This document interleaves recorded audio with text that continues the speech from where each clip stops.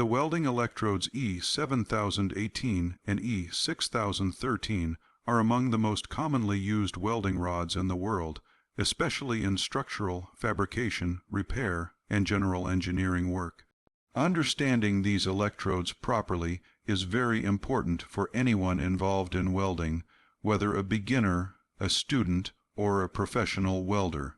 These electrodes may look simple from the outside, but their internal structure, coating material, strength characteristics, and practical applications make them highly specialized tools designed for specific welding conditions and job requirements. A welding electrode is not just a metal rod, it is a carefully engineered product.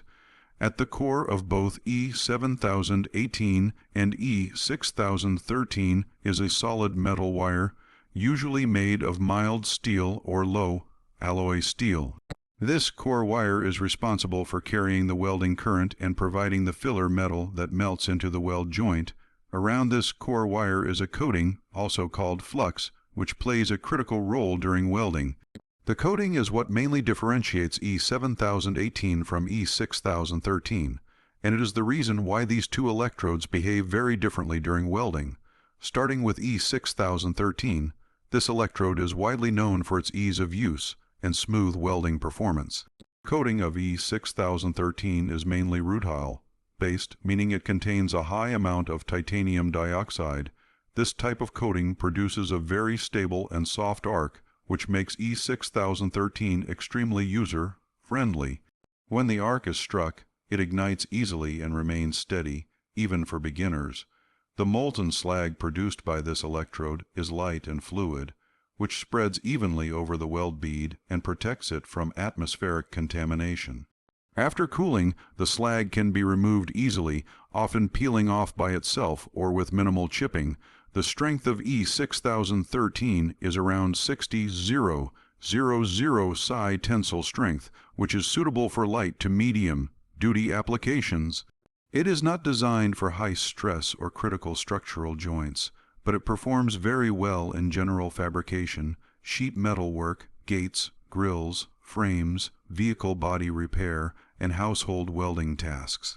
Because of its smooth arc and minimal spatter, E6013 produces a neat and visually appealing weld bead. This makes it popular where appearance matters as much as strength. E6013 can be used in almost all welding positions, including flat, horizontal, vertical, and overhead. It works well with AC as well as DC power sources, which adds to its versatility. Another important feature of E6013 is its tolerance to surface impurities. While clean metal is always recommended, E6013 can still perform reasonably well on slightly rusty or dirty surfaces, making it suitable for repair work in real-world conditions. Due to these qualities, E6013 is often the first electrode that new welders learn to use. On the other hand, E7018 is considered a low-hydrogen electrode and is used for more demanding and critical welding applications. The coating of E7018 is based on low-hydrogen compounds and iron powder. This coating is designed to minimize the amount of hydrogen introduced into the weld metal. Hydrogen in welding can cause serious problems such as hydrogen-induced cracking, especially in thick sections and high-strength steels. By reducing hydrogen content, E7018 produces stronger, tougher, and more crack-resistant welds. The tensile strength of E7018 is around 70-000 psi, which is significantly higher than E6013.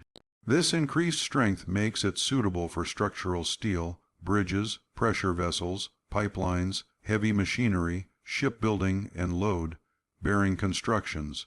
The weld metal deposited by E7018 has excellent mechanical properties, including good ductility and impact resistance.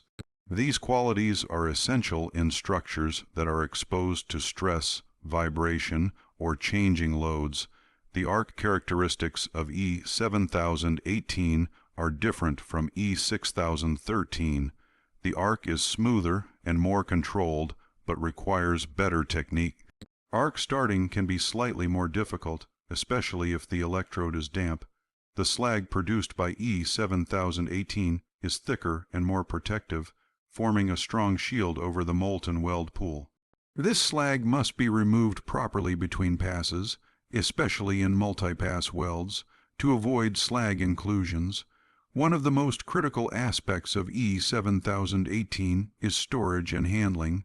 Because it is a low hydrogen electrode, it must be kept dry at all times. Moisture in the coating can introduce hydrogen into the weld, defeating the purpose of the electrode and leading to cracks. For this reason, E7018 electrodes are often stored in heated rod ovens and baked before use. This requirement makes E7018 slightly less convenient than E6013, but the superior weld quality justifies the extra care. E7018 is mainly used with DC power, usually DC positive DCEP, although some variants are designed to work with AC as well. It performs best in flat and horizontal positions, but skilled welders can also use it in vertical and overhead positions. The weld bead produced by E7018 is smooth, strong, and well shaped, though it may not be as visually smooth as E6013 unless handled properly. When comparing the working behavior of these two electrodes, E6013 is forgiving and flexible, while E7018 is precise and demanding. E6013 allows for variations in arc length and travel speed without significantly affecting weld quality. E7018, however, requires a short arc length, steady hand movement, and proper technique to achieve optimal results. This is why E7018 is often recommended for trained welders working on critical jobs. In practical applications, the choice between E7018 and E6013 depends entirely on the job requirements. For non-critical structures, light fabrication, and repair work, E6013 is often the better choice due to its simplicity and ease of use. It saves time, requires less preparation, and delivers acceptable strength for everyday applications. For critical structures where safety, strength, and durability are essential, E7018 is the preferred electrode. Its low hydrogen properties and higher strength make it reliable for demanding industrial environments. Another important factor is the appearance versus performance balance. E6013 produces cleaner, looking welds with minimal effort, making it ideal for decorative or visible welds. E7018 focuses more on internal weld quality and mechanical strength rather than appearance. In many industries, internal integrity is far more important than surface beauty, and that is where E7018 excels. Heat input and penetration also differ between these electrodes. E6013 provides moderate penetration, which is suitable for thin to medium thickness materials. Excessive penetration is not desired in thin sheets, as it can cause burn through. E7018 offers deeper penetration, making it ideal for thicker materials and joints that require full fusion. This deeper penetration contributes to the overall strength of the weld, but requires proper joint preparation. In terms of learning and skill development, many welders start with E6013 and later move to E7018 as their skills improve. E6013 builds confidence and helps welders understand basic arc control, bead formation, and slag removal. E7018 then refines these skills and introduces discipline in electrode handling, arc control, and weld consistency.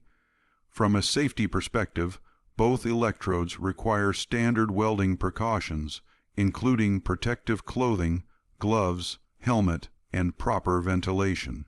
However, because E7018 involves higher strength applications, inspection and quality control are more critical. Welds made with E7018 are often subject to testing such as visual inspection, bend tests, and even radiographic examination in high-risk structures. In conclusion, E7018 and E6013 are not competitors but complementary tools in the welding world. Each has its own structure, coating type, strength level, and practical application.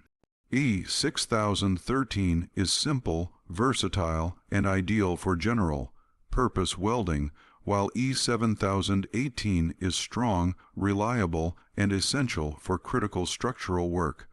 A skilled welder understands when to use each electrode and respects their limitations and strengths. Mastery of these electrodes is not just about welding metal together. It is about understanding material behavior, joint requirements, and the responsibility that comes with creating strong and safe welds.